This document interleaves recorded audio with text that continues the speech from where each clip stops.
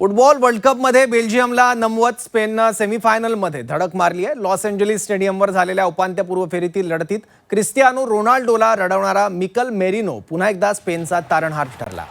बदली खेळाडूच्या रूपात मैदानात उतरलेल्या मेरिनोने 88व्या मिनिटाला केलेल्या निर्णायक गोलच्या जोरावर स्पेननं बेल्जियमचा 2-1 असा पराभव करत सेमीफायनलमध्ये धडक मारली।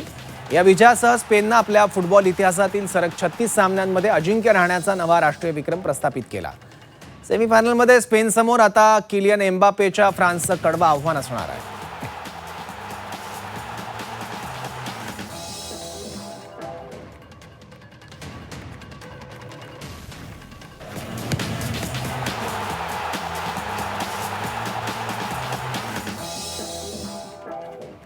राउंड ऑफ 16 मध्ये मेरिनोने पोर्तुगाल विरुद्धच्या सामन्यात इंजुरी टाइममध्ये रोनाल्डो आणि त्याच्या चाहत्यांची विश्वचषक जिंकण्याची आशा संपुष्टात आणली होती।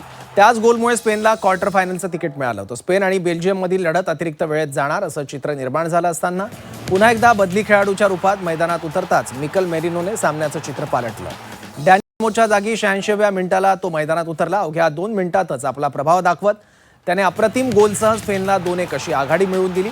निर्धारित वेळेत ही आघाडी कायम ठेवत स्पेनने 2010च्या हंगामात जेतेपद मिळवल्यानंतर पहिल्यांदा सेमीफायनलमध्ये धडक मारली आहे।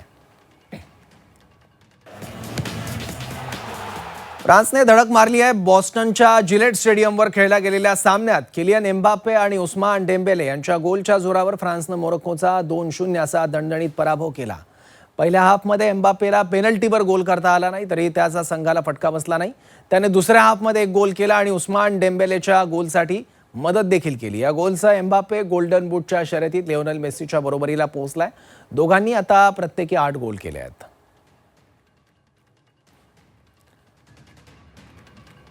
पुन्हा एकदा जाऊयात आपण विवा फुटबॉल मॅगझिनचे संपादक आशिष पेंडसे सर आपल्यासोबत आहेत। आशिष सर, या दोन्ही बातम्यांबद्दल काय सांगाल? आपण कायम म्हणतो की हॉलंड सारखा एखादा स्ट्रायकर आपल्या संघामध्ये पाहिजे, पण स्पेनमध्ये तो तसा स्ट्रायकर नाहीये। पण हेच स्पेनचं बलस्थान आहे। ऑल्मो असेल, ओझरबायल असेल किंवा आता तू मेरिनोचा उल्लेख केला की हे यांच्या 5-6 खेळाडूंपैकी कोणीही गोल मारू शकतं। उजवीकडनं पेड्रो हा जो त्यांचा राईट विंग बॅक आहे, पारो पेड्रो, तो गोल मारू शकतो। कुकुरेया लेफ्ट विंग बॅक आहे, हा गोल मारू शकतो। जो परवाच्या मॅचला निर्णायक गोल झाला त्यावेळेला सेंटर डिफेंडर कुबार्सीनी शॉट घेतला होता। अजून आपण लमालची तर बात करतच नाही आहोत, त्याचा अजून धडाका बघायचा आहे। त्यामुळे सर्वांग सुंदर खेळ हा स्पेन करताय।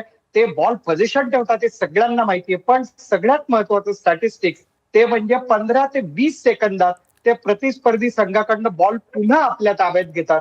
मैदानाच्या सर्व क्षेत्रांमध्ये त्यांचा हा दबदबा आहे। दुसरीकडे फ्रान्स तू सांगितलं झंझावात, अक्षरशः म्हणजे एम्बापे असेल, डेम्बेले असेल, यांचा झंझावात तुफान आहे। डोहू सारखा नवीन खेळाडू त्यांना मिळालेला आहे, तो ड्रिबल चांगला करतो।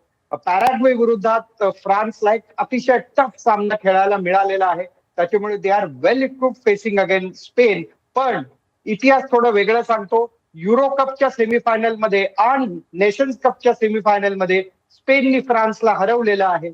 पण परवाची मॅच जो उपांत्य सामना होणार आहे वर्ल्ड कपचा, तो धडाकेबाज होणार आहे। या दोन्ही संघांचा अटॅक आणि मध्यफळीतलं नियंत्रण आहे आणि या खेळाडूंचं व्यक्तिगत कौशल्य यांची ही सगळी कसोटी लागणार आहे।